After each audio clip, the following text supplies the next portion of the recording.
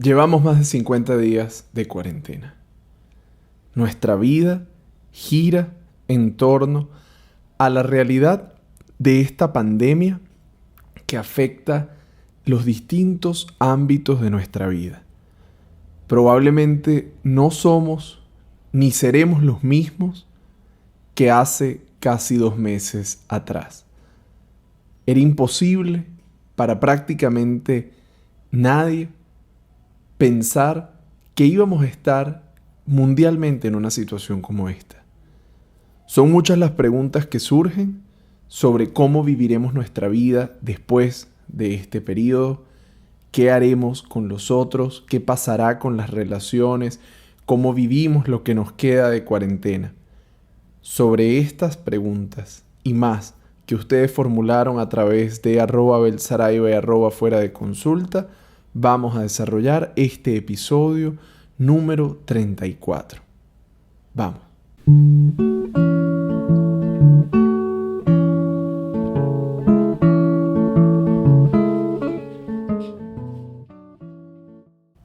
Bien, tal como lo anunciábamos en la parte anterior, vamos a estar enfrentándonos a un conjunto de interrogantes, no solo sobre cómo es que se vive en cuarentena, sino qué va a pasar después de la cuarentena.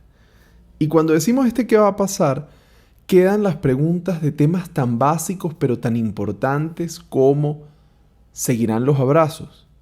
¿Volveremos a saludarnos de la manera en que lo hacíamos? ¿Volveremos al trabajo de la misma manera? ¿Habrán oficinas? ¿Iremos a partidos de fútbol?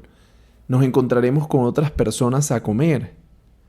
¿Verse en una fiesta será una actividad clandestina? Todas estas son interrogantes que surgen mientras nos acomodamos a una vida que definitivamente no es ni será la que conocíamos. Esa que conocíamos y dábamos por sentado, donde no nos reparábamos a pensar si es que habían otras maneras, y no solo si habían otras maneras pensando en las infinitas posibilidades, sino que muchas veces no nos dábamos cuenta de que cosas tan sencillas como un saludo afectuoso, especialmente para quienes vivimos en el Caribe, cuánto podía significar, cuánto podía llenarnos y cuánto podíamos echar de menos. Encontrarnos con amigos, a cuántas reuniones no habremos ido obligados o a cuántas dejamos de ir, y hoy pensamos, mientras quizá estemos conectados en una pantalla de Zoom, si es que no debimos haber aprovechado. Pero no solo ese planteamiento de si es que debimos haber aprovechado mejor nuestro tiempo, sino de qué va a pasar ahora. Porque además, y quiero aprovechar para introducir este elemento, para interrogar a la vida muchas veces tiene que quedar algo por fuera.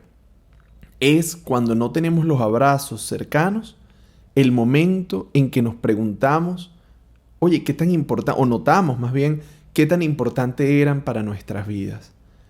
Es en ese instante donde nos falta algo, donde nos falta lo que conocíamos, que aparece entonces en toda su importancia.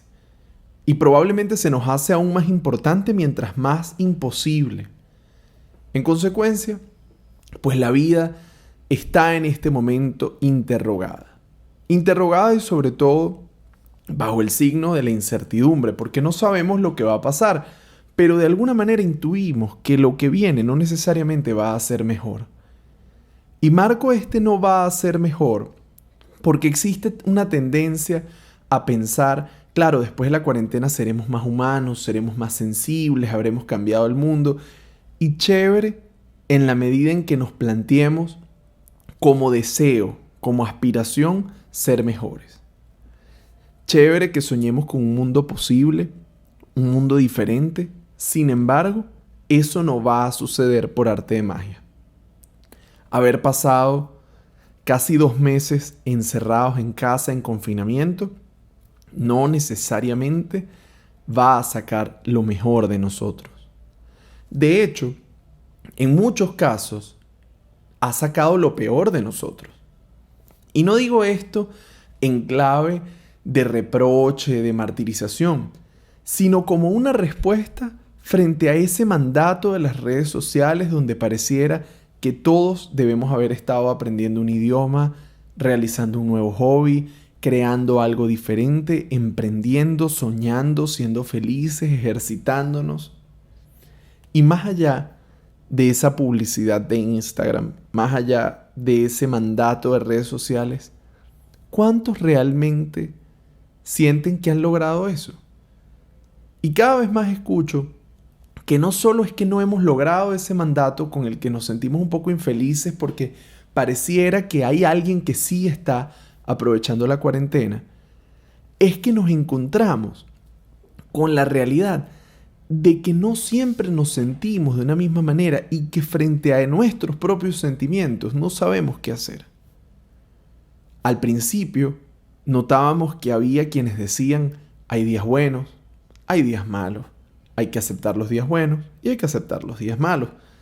El problema es que la montaña rusa de emociones que está en este momento en nosotros puede ser tan corta como razones de tuve una hora buena, tuve una hora mala. Tuve una hora donde estaba en crisis y a la siguiente la vida volvió a tomar sentido. La vida se va moviendo rápidamente y nuestros fenómenos mentales, nuestros pensamientos, todo lo que va surgiendo en nosotros, se acelera. Y sobre todo se acelera porque, lo hayamos querido o no, la cuarentena supuso un frenazo, supuso un alto en la vida como la conocíamos. Ni siquiera digo una pausa porque a lo mejor no todos hemos tenido la oportunidad de tener un momento de pausa. Pero lo que sí estoy seguro es que para todos la vida cambió. Y en ese cambio nos queda también cómo queremos relacionarnos, ahora que podemos ver las cosas en perspectiva. ¿Será que queremos volver a vincularnos como antes? ¿O habrán algunas cosas que cambian? ¿Será que ese cariño, ese roce, ese contacto con el otro que nos hacía falta, le vamos a dar un lugar? ¿Será que esas cosas que quedaron pendientes las vamos a realizar? ¿O sencillamente, apenas levanten la cuarentena, seguiremos como si nada? No decidimos estar en esto y creo que hay que ser bien honesto porque nadie pidió vérselas así. Sin embargo, como he insistido en distintos espacios, hay una decisión personal de si yo aprendo algo de esto que estoy viviendo o sencillamente lo sufro, lo padezco y me quedo recogiendo los vidrios rotos. A partir de ahora, pues se abren nuevos retos.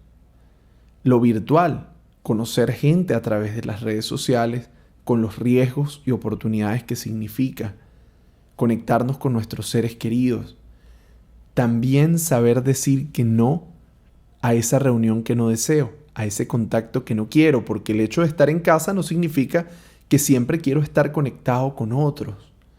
También puedo querer estar conectado conmigo, reconectar, lo he dicho muchas veces, en contra de esta idea de la desconexión, más bien cómo nos reconectamos con lo que somos. Ahora bien, como decía hace un momento, no es por arte de magia que la cuarentena nos hará mejores. Solo podremos haber cambiado, y ni siquiera voy a hablar de mejor o peor, habremos cambiado en la medida en que dejemos que esta experiencia nos toque, pero también seamos capaces de extraer aprendizaje. Cuando digo que la experiencia nos toque, puede inclusive pasar por la experiencia de sí permitirnos sentirnos mal, tristes, molestos, confundidos, y no querer callar esa rabia, esa tristeza, esa confusión con miles de cosas que lo que en el fondo hacen es ruido. Porque detrás de todas las posibilidades de alternativas para matar el tiempo, a veces nos privamos de la oportunidad de encontrarnos con ese lado más oscuro, más sombrío de nuestra vida.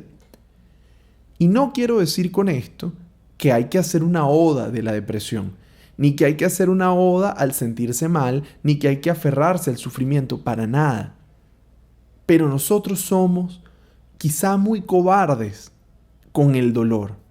Y digo cobardes y no en una distancia de ustedes y yo, no, somos muy cobardes a veces con el dolor, en la medida en que apenas experimentamos en nuestra vida algo de incomodidad, algo de malestar, queremos salir de eso rápidamente. No estamos ni siquiera a veces dispuestos a permitir que ese dolor, que esa incomodidad, que esa molestia, ¿qué me va a enseñar? ¿Por qué está ahí? ¿Qué información me da? Queremos es que deje de doler. Por eso muchas personas rápidamente quieren es una pastilla que le resuelva la ansiedad, una pastilla que le resuelva la tristeza, una pastilla que por supuesto le resuelva la gordura, una pastilla para el dolor de cabeza, un relajante muscular. Queremos algo mágico y algo rápido, sobre todo algo efectivo. Y si esa efectividad además me promete que yo no tengo que ver con lo que me pasó, pues muchísimo mejor. Sin embargo, si algo nos enseña la cuarentena, es que lo que pasa en nosotros mucho tiene que ver con nuestra vida emocional. Sí, esa rabia viene a enseñarnos algo. Ese dolor que sentimos nos muestra que quizá hay algo en nuestra vida que nos está dañando y que necesitamos atender, silenciar, anestesiar. Esas experiencias de la vida no hacen sino afectarnos, sino dilatar la solución de aquello que con urgencia demanda nuestra atención. Cada segundo que pasa, cada minuto, cada día, cada semana, es una semana que no vuelve. Y en la medida en que yo dilato hacerme cargo de esos asuntos centrales de mi vida, pues efectivamente estoy abonando el terreno para perder el control sobre cómo quiero vivir. Y no planteo esto desde la fantasía de querer tener todo resuelto, sino que tengo la convicción de que aquello que reprimimos vuelve siempre con más fuerza. No se trata, como decía hace unos momentos, de quedarnos aferrados al dolor o al malestar, pero sí entender que el dolor es parte de la vida y que cuando ese dolor lo miramos a la cara, nos sentamos y nos encontramos inclusive no con eso que nos han hecho los otros y ponernos en ese lugar de víctima que a veces la vida nos coloca, sino cuando nos miramos y somos capaces de reconocer inclusive eso que no me gusta, eso de mí que no está bien, eso que me genera conflicto y que repito probablemente de mi historia. Entonces cuando yo miro eso a la cara, cuando yo me detengo a pensar, cuando me detengo a sentir, entonces yo me puedo mover del lugar. Y un poco ese movimiento, ese moverse de sitio es lo que en definitiva nos lleva a la transformación. Al final de la cuarentena, nadie va a pasar una lista de chequeo a ver cuántos de los retos de Instagram tú hiciste. Y no quiero decir con esto que no los hagas o que dejes de participar de ellos, no. Solamente que lo que realmente cuenta es dónde empezaste este camino y al final de él, dónde vas a estar. Estarás en un lugar que te permita asumir los nuevos cambios. Estarás en un lugar que te permita desarrollar eso que deseas. O estarás en ese lugar al que ya estás acostumbrado o acostumbrada, donde se repite eso que no marcha de la vida. Estarás en ese lugar donde te preguntarás otra vez ¿por qué siempre esto me pasa? Todos hemos pasado por allí. El punto es si tenemos la apertura de atrevernos a ocupar un lugar diferente. Un lugar que nos ayude a ver ese punto de repetición en nuestras vidas que causa malestar para poder decir en un momento, con esto no me la juego. O en otros instantes poder decir, esto vale tanto la pena que estoy dispuesto a pagar el precio de vivirlo. Y sí, la vida nos demanda un precio. Nada es de gratis y toda elección supone en ese sentido una pérdida. Elegir movernos puede significar pagar el precio de la incomodidad, personal a terceros. Realizar nuestro deseo puede implicar reducir aquellas fuentes de satisfacción que acaban por generarnos malestar. Ya les he hablado antes del goce.